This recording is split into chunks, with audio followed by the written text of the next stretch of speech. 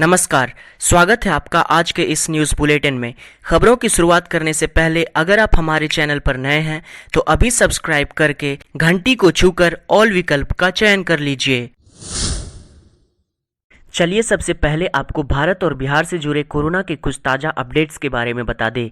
बीते दिन 54,865 नए मामले के साथ भारत में कुल कोरोना संक्रमितों की संख्या 17,51,919 हो गई, जबकि 51,232 ठीक हुए मरीजों को मिलाकर 11,46,879 मरीज अब तक इस बीमारी से ठीक होकर वापस घर लौट चुके हैं। जबकि बीते दिन 852 नए मौत के साथ भारत में मौत का कुल आंकड़ा बढ़कर 37,403 तक पहुंच गया। दूसरी ओर बात बिहार की करें तो बीते दिन सबसे ज़्यादा 3,521 नए मामले सामने आए, तो बिहार में कुल संक्रमित मरीजों की संख्या बढ़कर 54,508 पर पहुंच गई। जबकि आपको बता दें बीते दिन 1,823 मरीज ऐसे भी थे जो इस वायरस को हराकर अपने घर लौटे। इस प्रकार इस वायरस से कुल ठीक होने वाले मरीजों की संख्या बढ़कर 35,473 हो गई। जबकि 14 नई मौत के साथ बिहार में अब तक 312 लोगों की इस वायरस से मौत हो चुकी है।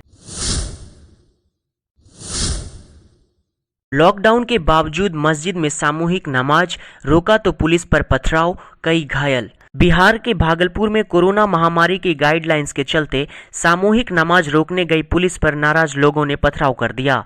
इस दौरान गुस्साए लोगों ने पुलिस की गाड़ी पर भी पथराव किया, जिसमें पुलिस का वाहन क्षतिग्रस्त हो गया। फिलहाल स्थिति तनावपूर्ण है और इलाके में पुलिस बल तैनात है। घटना भागलपुर के असानंदपुर लाइन बाग इलाके की है, जहां मौजूद मस्जिद में जुम्मे की नमाज के लिए भारी भीड़ जुट गई। इस पर ततारपुर पुलिस ने मौके पर पहुंचकर लोगों को समझाने का प्रयास किया। पुलिस ने लोगों से लॉकडाउन का उल्लंघन नहीं करने की अपील की। इसके बावजूद लोग नहीं माने तो पुलिस ने बल प्रयोग करते हुए लोगों पर लाठियां चला दी। इससे लोग भड़क गए और उन्होंने पुलिस के वाहन पर पथराव कर दिया। किसी तरह पुलिस ने स्थिति को नियंत्रित किया।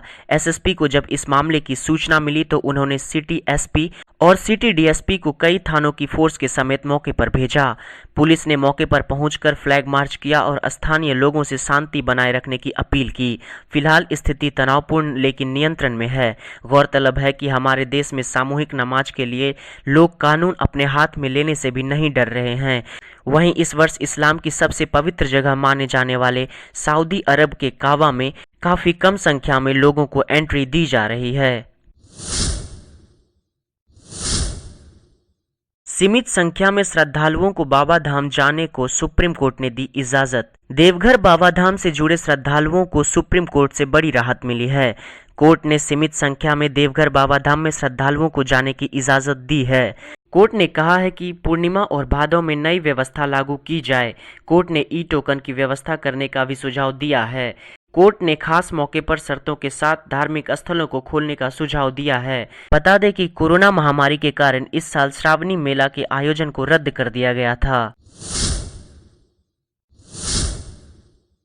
बिहार में नीतीश कुमार दे रहे हैं लड़कियों को 54,100 रुपए। आप भी कर सकते हैं आवेदन। बिहार में लड़कियों को आगे बढ़ाने के लिए सीएम नीतीश कुमार ने मुख्यमंत्री कन्या उत्थान योजना की शुरुआत की है। इस योजना के तहत लड़कियों को 54,100 रुपए की कुल धनराशि सरकार द्वारा आर्थिक सहयोग के रूप में प्रदान की जाएगी। अगर आप इस योजना का लाभ उठाना चाहते हैं तो आप ऑनलाइन आवेदन कर सकते हैं। हम आपको बताते हैं कि आप कैसे आवेदन कर सकते हैं। मुख्यमंत्री कन्या उत्थान योजना के लिए आवेदन करना चाहते हैं तो आपको बिहार सरकार की सरकारी वेबसाइट edubdt.bih.nic.in पर जाना होगा, जहां आपको ऑनलाइन के द्वारा फॉर्म भरना पड़ेगा। यहां आपको कुछ जरूरी डिटेल्स के साथ साथ आधार कार्ड, बैंक खाता पासबुक, मोबाइल नंबर और पासपोर्ट साइज फोटो की जरूरत पड़ेगी। तो आपको बता दें कि कब कब लड़कियों को मिलेंगे पैसे। बालिका के जन्म होने पर 2,000 रुपए, वहीं टीकाकरण होने पर 1,000 रुपए और 1 वर्ष का होने पर 2,000 रुपया मिलेगा। सैनिटरी नैपकिन के लिए 300 रुपए। इसके बाद यूनिफॉर्म के लिए 1 से 2 वर्ष की आयु में 600 रुपया मिलेगा। 3 से 5 वर्ष की आयु में 700 रुपए और 6 से 8 वर्ष की आयु में 1,000 रुपए मिलेंगे। 9 से 12 वर्ष की आयु में 1,500 रुपए, जबकि लड़कियों के इंटर पास करने पर 10,000 रुपए दी जाएगी। इसके अलावा ग्रेजुएट होने पर 25,000 रुपए की आर्थिक सहायता दी जाएगी। ये पैसा सीधे उस बैंक अकाउंट में दे दिया जाएगा जिसे आप आवेदन करते समय रजिस्टर कीजिएगा। सीएम नीतीश कुमार का ये फरमान आज से बिहार में पूरी तरह से लागू। बिहार में कोरोना के बढ़ते संक्रमण के वजह से हाल इतना बेहाल हो चुका है कि सभी लोग काफी परेशान हो चुके हैं और सरकार का भी हाल बेहाल होता नजर आ रहा है। बिहार में 1 अगस्त से 16 अगस्त तक के लिए एक बार फिर लॉकडाउन को बढ़ा दिया गया है। बिहार सरकार ने कुछ ऐसे फरमान जारी किए हैं जिन्हें जानना आपके लिए अनिवार्य है। बिहार में अब सभी की कोरोना जांच की जाएगी ताकि किसी तरह का कोई शक न रहे। उन्होंने कहा कि ग्रामीण इलाके के लोगों को अब जागरूक किया जाएगा ताकि कोरोना से सभी लोग परिचित हो सकें। अब बिहार के गली गली में स्वास्थ्य कर्मियों के द्वारा कोरोना की जांच की जाएगी। होम आइसोलेशन में रहने वाले लोगों को फ्री में दवा उपलब्ध कराई जाएगी। साथ ही उन्होंने कहा कि आपदा राहत केंद्रों में एंटीजन जांच अवश्य कराई जाएगी। बिहार में कोरोना ने सभी रिकॉर्ड तोड़े। सूबे में 3,521 नए मरीज मिले। राज्य में आंकड़ा 54,508 पहुंचा। कोरोना वायरस ने बिहार में सभी पुराने रिकॉर्ड तोड़ दिए हैं। बिहार में अब तक एक दिन के अंदर इतना ज्यादा केस कभी सामने नहीं आए थे। स्वास्थ्य विभाग की तरफ से जारी किए गए ताजा आंकड़ों के मुताबिक बिहार में 3,521 नए कोरोना मरीज मिले हैं।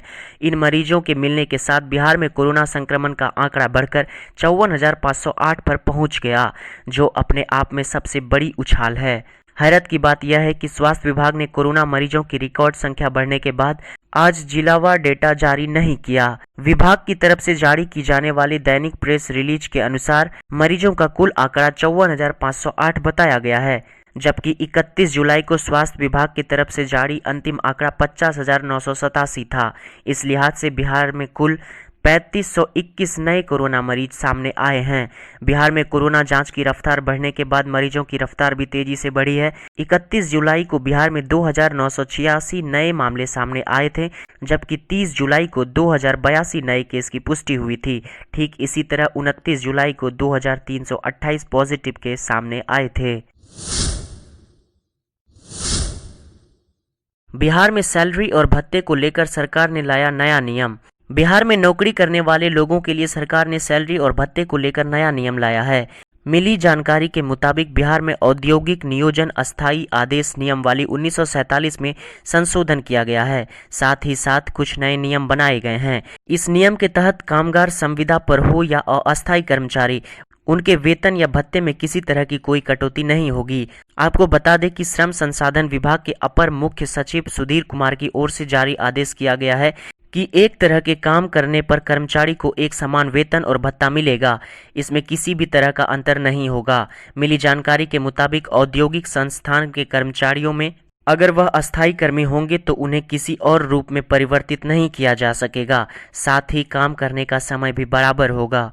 संविदा कर्मी को भी अस्थायी कर्मियों के लिए उपलब्ध सभी कानूनी लाभों को पाने का अधिकार होगा। रक्षाबंधन की तैयारियां शुरू।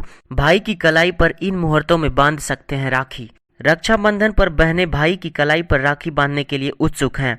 बहनों में रक्षाबंधन के पर्व को लेकर उत्साह है। बहनें रक्षाबंधन के पवित्र त्योहार का पूरे साल इंतजार करती हैं। रक्षाबंधन का महत्व तब और बढ़ जाता है जब शुभ मुहूर्त में बहनें अपने भाई की कलाई पर राखी बांधती है। रक्षाबंधन पर राखी बांधकर बहनें जहां भाई की लंबी उम्र की कामना करती है, वहीं भाई भी अपने बहनों की रक्षा का वचन देते हैं।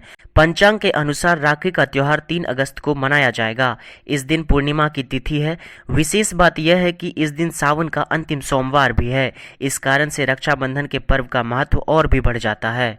पंचांग के अनुसार राखी को शुभ मुहूर्त में ही भाई की कलाई पर बांधा जाना चाहिए। राखी को रक्षा सूत्र भी कहा जाता है। शास्त्रों में रक्षा सूत्र के बारे में गहराई से बताया गया है। महाभारत के युद्ध में युधिष्ठिर ने भगवान श्री कृष्ण के कहने पर सभी सैनिकों की कलाई पर रक्षा सूत्र बांधा था। देवराज इंद्र ने भी इसे धारण कर असुरों पर विजय प्राप्त की थी। रक्षा सूत्र को विजय प्रदान करने वाला माना गया है। आपको बता दें कि राखी बांधने का शुभ मुहूर्त सुबह के 9:27 से लेकर रात के 9:17 तक है। तो फिलहाल के लिए इस न्यूज़ बुलेटिन में बस इतना ही। हमारे साथ जुड़ने के लिए आप हमारे चैनल को सब्सक्राइब कर लीजिए। हम हर दिन आपके शहर से जुड़े नई खबरों को आप तक पहुंचाते हैं। हमारे साथ जुड़ने के लिए धन्यवाद। आपका दिन शुभ हो।